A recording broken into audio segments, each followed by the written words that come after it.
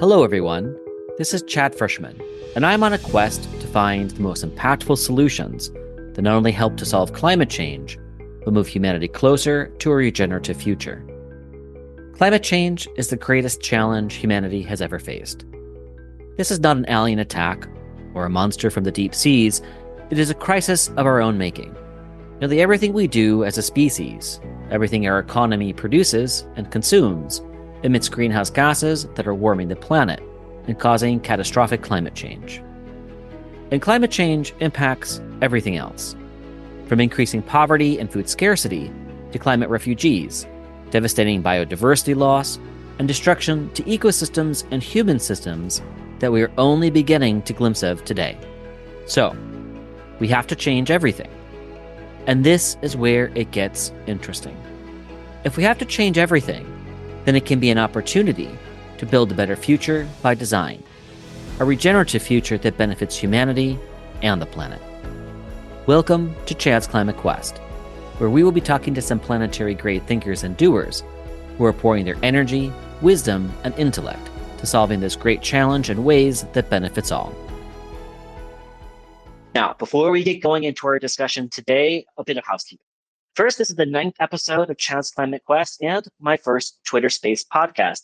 So please be patient with any technical glitches and smile at all the gaffes. And feel free to send along constructive feedback to help improve the show. Second, this is a 30-minute discussion. So if you have any questions, please tweet them in the thread and join the Discord for further discussion. So thank you all for joining us today. I'm thrilled to welcome you on my Climate Quest. On today's episode, we are welcoming one of my favorite people, Henk Rogers. Henk is a truly remarkable person, coming from the computer gaming industry, cut his teeth in Japan, creating one of the most successful RPGs of its time, and later bringing the now ubiquitous Tetris to the world. Henk had a wake-up call some time ago that set him on a path to helping solve climate change and regenerating the planet. He has launched numerous initiatives with real, tangible impacts, such as getting Hawaii to commit to and actually implement a pathway to 100% renewable energy by 2045, starting a battery storage company producing the best top-of-the-line batteries in the business, and creating the Blue Planet Alliance, an NGO with a seemingly simple mission to create a world in which humanity and nature live in harmony. I love this guy so much that I joined the Blue Planet Alliance as one of its founding board members, so I can say with conviction that Henk is truly a planetary-grade thinker and doer. Hi, Henk. It's great to have you on the show. Thank you for coming along my Climate Quest. Well, thank you for having me. I know many people listening here today would probably love to spend the entire episode today just diving into that amazing story. What I really want to know is, why did you make transition from producing some of the most iconic games in the business to helping save the planet and humanity? What was the instigation to do this? Yeah, so I had a near-death experience after I sold one of my companies and made me think about the rest of my life. And I thought about it from what was it that was going to piss me off if I didn't do something about it at the actual end of my life the next time. And so I found my bucket list. I went through and found my missions in life. And the first mission came to me in the back of a newspaper. It said, it was something like, oh, by the way, we're going to kill all the coral in the world by the end of the century. And I said, no, we're not. What's causing that? It's ocean acidification. What's causing that? It's carbon dioxide. What's causing that is we are. So mission number 1 is to end the use of carbon-based fuel. So there seems to be other things on that bucket list. Mission number 1, ending carbon-based fuel. What's next on the bucket list for you then? The other ones are connected, but they're really not so much. Well, okay. So number 2 is end war, and it harks back to my days when I was a teenager protesting against the war in Vietnam.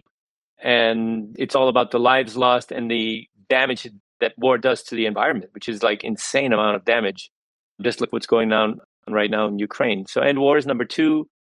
Make a back life by going to other planets is number 3. And that's basically, if we can learn how to live on another planet, then we can learn how to live here. So all the technologies that we need to become completely sustainable, there's no way that we can live on colonize another place if you're waiting for resupply from the home country. All those colonies in history have failed. The only way that a colony survives is that they learn how to grow their own food and take care of themselves. That's how they survived.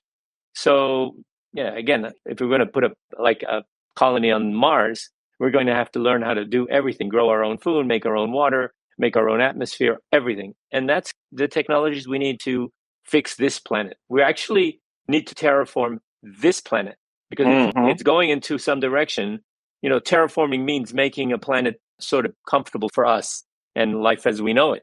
And we're basically terraforming this planet into something that's good for aliens, not for us. So if we can figure out how to set it back, how to make it more comfortable for us, I think that would help nature altogether. Number 4 is to find out how the universe ends and do something about it. It might be there just to make the other one seem small and insignificant, like something for the history books. Oh, and then we had the Industrial Revolution.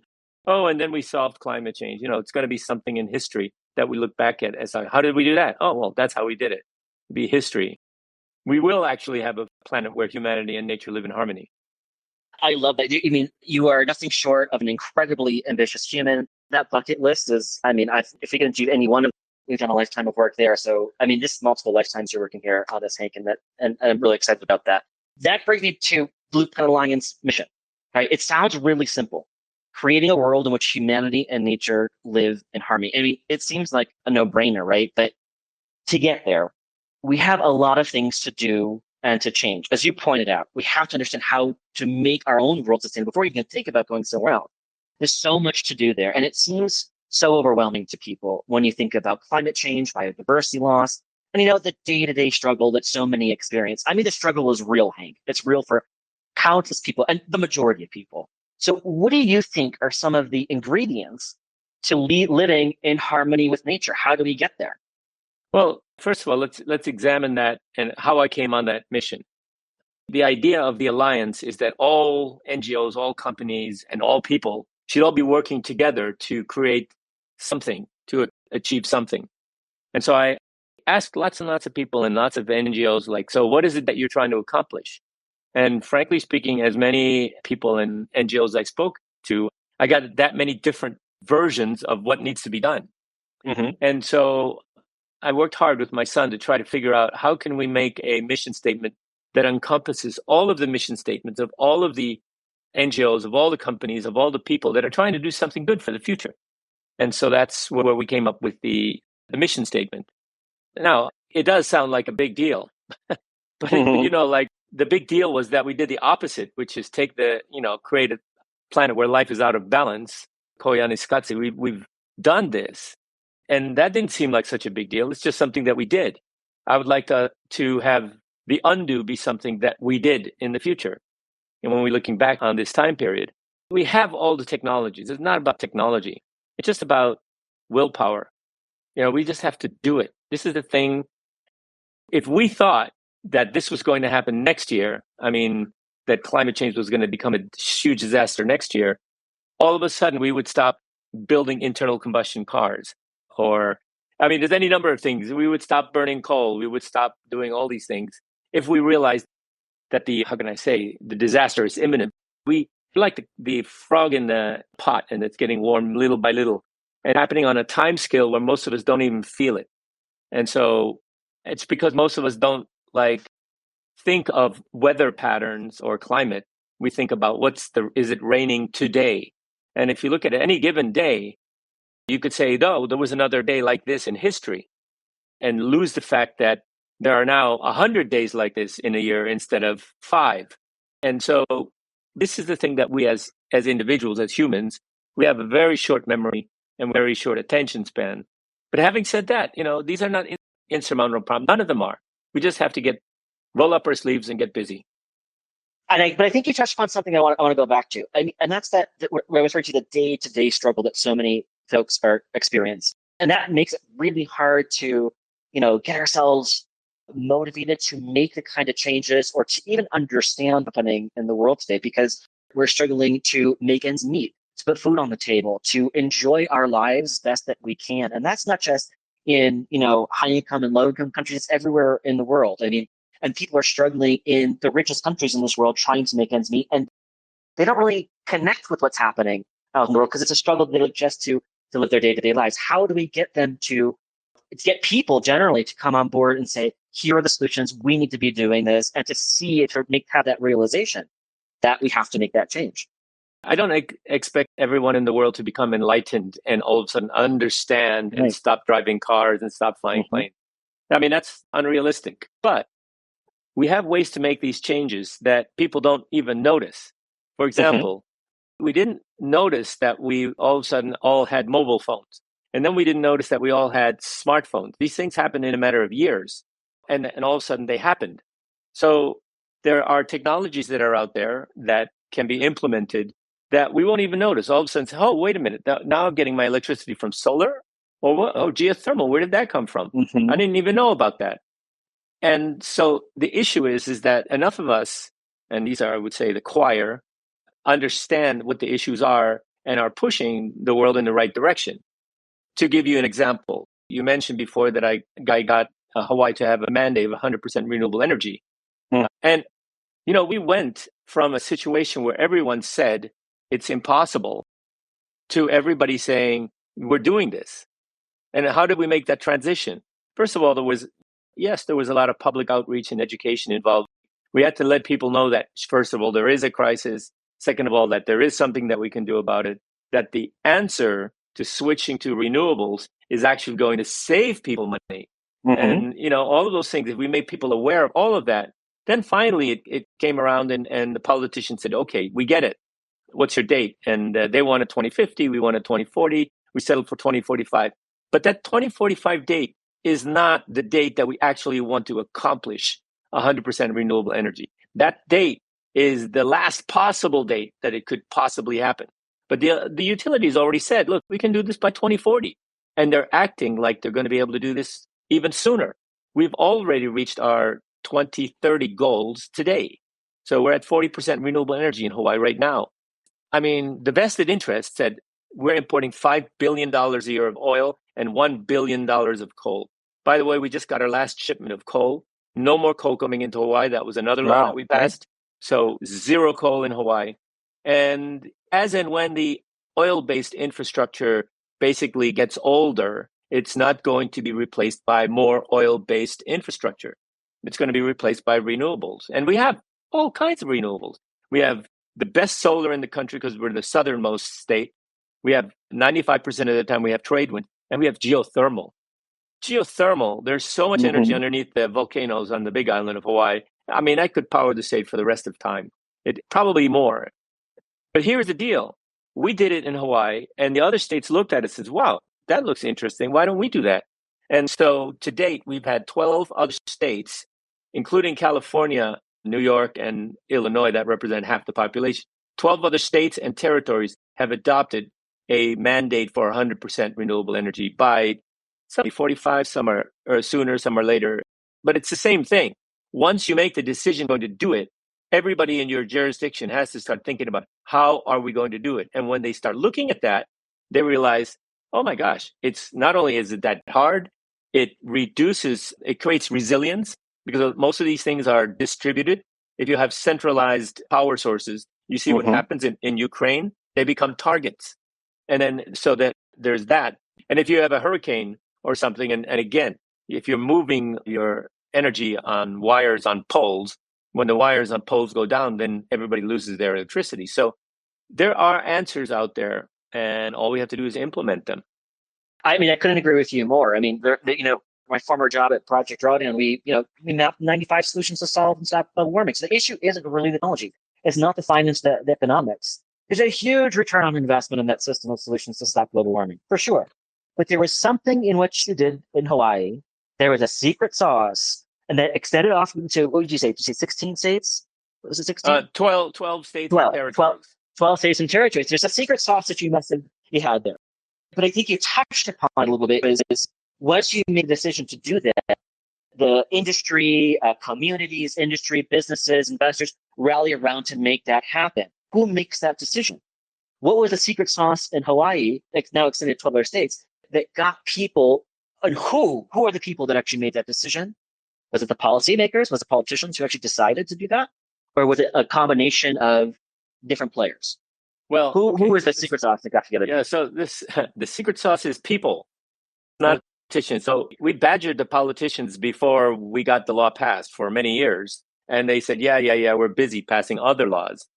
It's when we got the people behind us that the people push the politicians. And then the politicians don't do anything unless they get points for it, from their constituents. So you have to get people to get behind it. So at the end of the day, we, the people, are the ones who make the decision. We push our legislators to turn that into legislation. And then we work on the business model of the companies that provide us with electricity or whatever it is to change their way, the way we want them to. It shouldn't just be somebody trying to figure out that, how much money they can make on the price of oil. That's their old business model is the utility makes 10% on the price of oil. So they're happy when the oil price goes up. What do they care? We're the ones who are paying at the end of the day. But we can say, no, what? No, we're not going to put up with this. We want renewable energy. I don't want to pay your oil-based energy. Oh, by the way, you know where Hawaii gets its oil? Russia, Libya, Venezuela. Wow. We're supporting despots around the world so that we can have electricity when we could actually just have it homegrown. It's not ridiculous. And I think it's a no-brainer. It's everywhere. Hawaii still has cheaper than most islands because we have our own refinery. We can burn bunker oil. But the other islands are mostly doing diesel. So they're bringing in refined fossil fuel. And so, whereas in Hawaii, we are somewhere maybe 30 cents to 40 cents per kilowatt hour, there are places where it's $1 per kilowatt hour. And these people are people who make that dollar by taking care of tourists. It's not like they have manufacturing or something else that's the core of their economy. No, they're totally dependent on the money coming from outside for some reason to be able to pay for all that stuff. It's just insane. It's just like money bleeding out of it's taxation without representation is what that is. Now that's a revolutionary cry I've ever heard one. we need a regenerative revolution for sure. Yeah. Again, yes, it's about people galvanizing that support, but the 12 states that are adopting this mandate, you said something very interesting, and I really want to highlight. You said it really quickly. That represents 50% of the population. Is that right? Yeah, if you add up the population of California, Illinois, New York, and the other states that have already got a mandate, we're half. So that's 50% of the U.S. population with mandates for the statewide utilities providing statewide to that population clean, renewable energy, 100% by 2045, or give or take. 40, and 50. Add to that. Everybody listening should be like, what? Because you don't hear that. You don't hear that in the U.S. such huge strides are being made. And 50%, we have a lot more to do. That's only 50%, of course, because we got to get the whole country to 100%. But that is a huge achievement to get 50% of the population on a pathway to 100% clean renewable. But my question to you, Henk, what about the other 50% in the US? And then that extends to other parts of the world. You mentioned, people can lobby their legislators to make this kind of change, but we're fine. But that Westfall states, maybe already leaning biased to go in that direction to start with. How do we make the other half of the country in the US and then other parts of the world where they actually don't have that same kind of, people power, that power to influence their legislators in the same way that we do in the US and more democratic oriented countries in the world? How do we make that transition for the rest of the population and other countries that aren't so lucky to have that people power? Yeah, sure. So, every country is different. I mean, people power in Russia doesn't work because people get shot. So every place in the world is a unique situation and may have a different set of answers. When we started in Hawaii, we had no idea how to go about ending the use of foreign-based fuel in Hawaii. So now we know how to do that. We know how to do Hawaii. We know how to do other island countries that are similar to Hawaii. And so what happens from now is we go to new jurisdiction, and then we go there and we look and we talk to the people who are there. It's like, well, what would it take for us to move your jurisdiction to 100% renewable energy? What would it take? And then work with people. This is not something where it's one size fits all. Absolutely not. It may be very different. Maybe we have to get another despot in power who makes money from renewable energy instead of from oil. I don't know. I don't know what the answer is. But certainly, one of the things I'd like to do is to get rid of this whole country concept. Of course, it's nice to have countries say 100% renewable energy, but What about if the people of Russia said, oh, we're doing this, and then they changed? For example, this is a Well, historical I'd thing. be a little bit worried about the gun situation again in Russia if the people start saying they do that. No, I mean, it's not they have to They're say getting it. They shocked. just have to behave. We just have to change their behavior.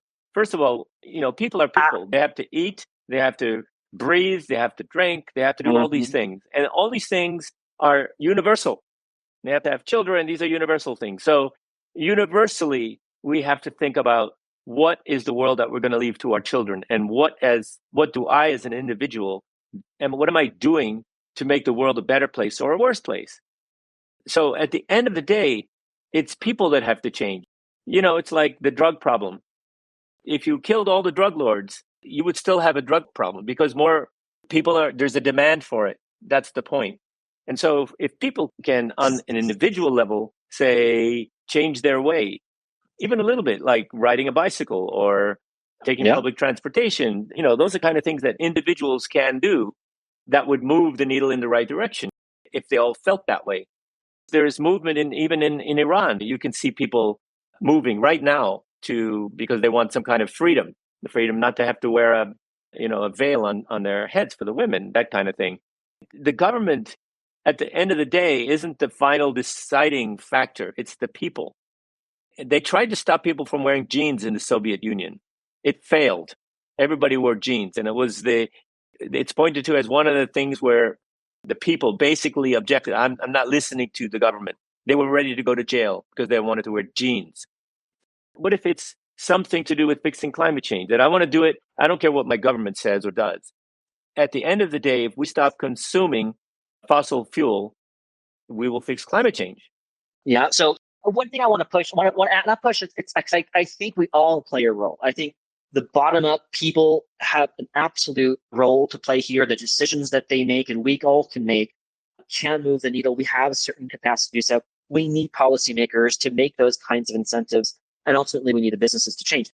But I actually think, and I want to hear your thoughts on this, I actually think at the end of the day, produce emissions. Consumers aren't producing emissions. Consumers, as you correctly pointed out, are demanding certain things. They're demanding food, water, shelter, clothing, and heat and light, or heat and cooling, depending where you are in the world, and of course, light. And the one thread that's an additionality to that is joy, enjoyment, pleasure, convenience across all of those other basic needs. So people are all looking for their basic needs, but they're also looking to enjoy their lives, right? And that's where you're getting this massive consumption. So that's at the end of the day. We're never going to change people to say you're not going to enjoy your life, take pleasure out of these basic things, these basic needs, because that's not a life that most people want to lead. And many people are trying to move into better livelihoods, right? Agreed? So my point is that when consumers go into a grocery store, I think I might have said this earlier on a previous podcast, but when consumers go into a grocery, imagine the whole system's a grocery store. When the consumer goes in that grocery store, and 95% of what's on the shelves are part of the problem. 5% are part of the solution, right? And of the 5% that are part of the solution, the vast majority of it are actually produced by the same corporations that are producing the problem. And it's just greenwashing, right? Playing with margins, pretending that they're doing good work. So is it the consumer's demand is fault, or if they can't find or they can't afford the 2% of the whatever on the shelves, that's part of the solution. And then that's the metaphor for the system at large. My question is, how much can we expect consumers to do when they don't have, they may know that the things exist, but they don't have it's not on the shelf? Do you know what I mean? Yeah, I know what you mean. I mean, it's like the story of electric cars. Yeah, their electric cars are expensive, but they're not going to be expensive. The fact that many manufacturers are making electric cars brings the price down. It gets to the point where it makes no sense to buy an internal combustion car. All products are that way. In the beginning, it's the privileged few. Like flat screen TV used to cost, I don't know, 10, 20 grand in the old days. And now it's like a couple of $100. And so it's gone from being a luxury item to a mass market consumer. Nobody buys vacuum tube TVs anymore. It's all flat screen. And that's the progression. So I wouldn't worry about something being too expensive or not being available, because that is something that the market will adjust. If there are more people that are buying that 2% of the good, if that's where people are attracted to, then more companies will make that 2% and it'll become 4% and then 8%. So it's us that make the ultimate decision about what we buy, what we do, how we live. And I'm not asking anybody to make any sacrifice here. I drive an electric car. I'm not making any sacrifice by driving an electric car. In fact, got better acceleration and I don't have to listen to the rumble of my noise and I don't have to buy gasoline. There's all kinds of good things about it. And I think you can go down each thing that is a change in the right direction and you will find something somewhere where it's already happening. It's already being adopted by people. And it's just a time before it works its way down so it becomes cheap enough so that everybody can do it and everybody can have it.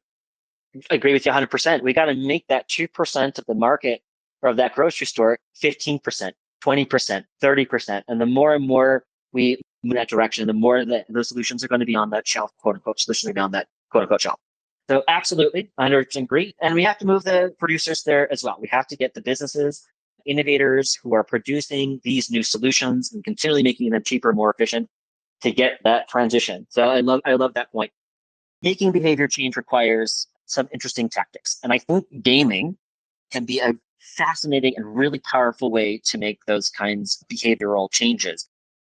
Like I said, I think a ton of the folks who are in the gaming industry are going to be super inspired by your story, that transition from the world that you were operating in for so long. And then now for like a decade or more, you've been focusing on the planet. And, I've said often over the years, every job can be a climate job, depending on how you approach it. And it's definitely true of the gaming industry. When we first launched Drawdown, for example, we envisioned like this sim drawdown computer game to normalize climate solutions through play, through fun. Region Intel, we're now starting to talk about a sim solutions game that goes beyond climate. I think there's huge potential, but I'm not really like a game designer. And I want to ask you this. I went full circle to like the learning and experience that you developed in the gaming industry. And I want to know if are there ways that experience that you've had in the past can mix it way into what you're doing now? And can gamification or can making solutions fun, making it fun, not just accessible, but fun to do? Is there a way to do that? Is there a way that gamification can play a role? Of course, but don't mistake gamification and fun. Gamification, like Mileage Plus, is gamification. Right. And if you think about it, United Airlines went bankrupt, and because they had gamified their users into believing that they had all these miles, they knew they were going to come out of bankruptcy and survive and thrive. So that whole thing, they gamified, airlines. But I mean, am I having fun doing mileage? Not really. Gamification just gives you another set of incentives to do things, to change your behavior. Sure. So you call it gamification, but games are not necessarily always fun. Sometimes they can be obsessions. That's true. If people became obsessed about fixing the climate, I'm fine with that. I don't care what the motivation is, as long as there is a motivation. Okay, so I hear you. Gamification is more about incentive building and getting people active. It could be fun or not, but I think probably, and I've said this before, we had this great conversation with Hart not too long ago, and it's something I hold really true. And I've said this concept: we need to approach this future that we want to create with joy, with fun. Because if we don't, it becomes too overwhelming. We become apathetic. We fall into despair and fear, and that's not the right motivation, as you point out, to move forward. So I think we do need to have a little bit of fun too. And gamification, I see the distinction. How do we combine these though? Can we normalize the solutions by making them not just accessible, but fun, enjoyable? And how do we do that? I mean, this is the same way we build games. You think, what is going to motivate people to take the actions that we want them to take in a game? You reward them for taking those actions. And then you watch, is my reward enough? Is it not enough? Adjust it. Okay, we keep on doing it until we get people hooked. That's what the whole game business is all about, is how to get people hooked on games. Let's get people hooked on fixing the environment. Yeah, that's another, it's a thing. Your gratification level for fixing the environment is much greater than reaching the end of a game. You're actually doing something for real in the real world. Yep. Mm-hmm. And it's something that your children will thank you for.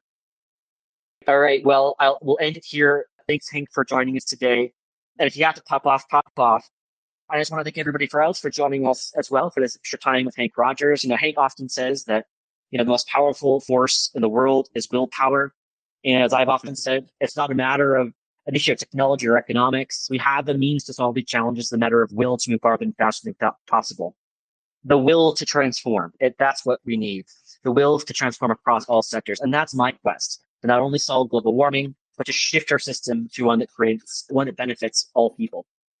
So I was in a panel, and I said, we in Hawaii are going to end the use of carbon-based fuel in Hawaii by 2045. The guy sitting next to said, this is what I study at the university. That's impossible. I said, well, I'm not as smart as this guy, so we're going to do it anyway. And this is my attitude now. There's a lot of smart people in the world who look at the past and say that the trajectory is taking us to a disaster. There's nothing we can do about it. Nonsense. We did in Hawaii. Hawaii's on track. So I don't want to hear from anybody that we can't do it, because we are doing this. Right on. Right on, Henk. Thank you so much. Well, that's it for today's episode of Chad's Climate Quest. Stay tuned for our next episode, when I will be talking to another planetary-grade thinker and doer, implementing real solutions to create a regenerative future. Thank you all for joining us today. I'm thrilled to welcome you on my Climate Quest.